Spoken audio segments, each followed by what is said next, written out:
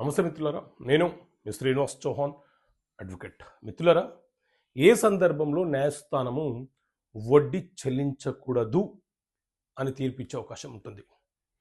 LIC of India versus Lakshmibai అనే కేసులో high court తీర్పునివ్వడం జరిగింది.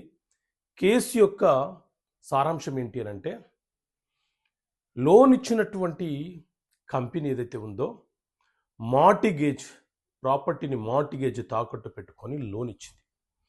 సో మార్టిగేజ్ పెట్టిన వ్యక్తి ఎవరైతే ఉన్నారో అతను అప్పు తిరిగి చెల్లించటం లేదని చెప్పి కేసు ఫైల్ చేశారు. సో ఈ కేసు నడుస్తున్న క్రమంలో ఎవరైతే అప్పు తీసుకున్నాడో ఆ వ్యక్తి వాయిదాల వారీగా అప్పును చెల్లించుకుంటూ తుది తీర్పు వచ్చేంత వరకు పూర్తిగా చెల్లించేశాడు.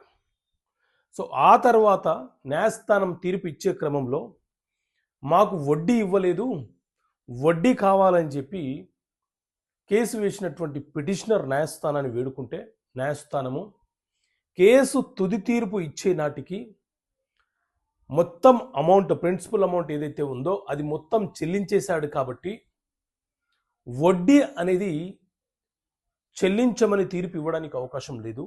ఎందుకంటే ఆనాటికి అతను మీకు రూపాయి కూడా బాకీ లేడు కాబట్టి వడ్డీ విధించి వడ్డీ చెల్లించమని చెప్పడానికి అవకాశం ఉండదు అని చెప్పి న్యాయస్థానము తీర్పునివ్వడం జరిగింది.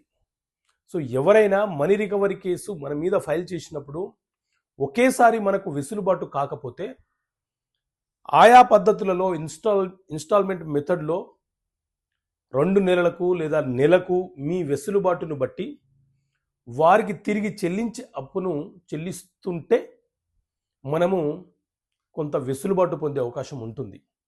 అంటే వడ్డీకి వడ్డీ కాకుండా నామినల్ అమౌంట్తో, నామినల్ ఇంట్రెస్ట్తో వారికి చెల్లించమని తీర్పులు ఇవ్వచ్చు న్యాయస్థానము. మన ప్రాపర్టీ అటాచ్మెంట్ కాకుండా కూడా మనము కాపాడుకునే వెసులుబాటు మనకు ఉంటుంది. సో ఇలాంటి చట్టపరమైన అంశాలు ప్రజలకు అవగాహన ఉండాలన్న ఉద్దేశంతో చట్టపరమైన సమస్యలకు పరిష్కారాలనే పుస్తకాన్ని తీసుకురావడం జరిగింది. ఈ పుస్తకం కావాలనుకుంటే ఇక్కడ కనిపిస్తున్న నెంబర్కి కాల్ చేసి ఈ పుస్తకాన్ని పొందవచ్చు. ఓకే మిత్రులారా, థ్యాంక్ యూ. జై హింద్.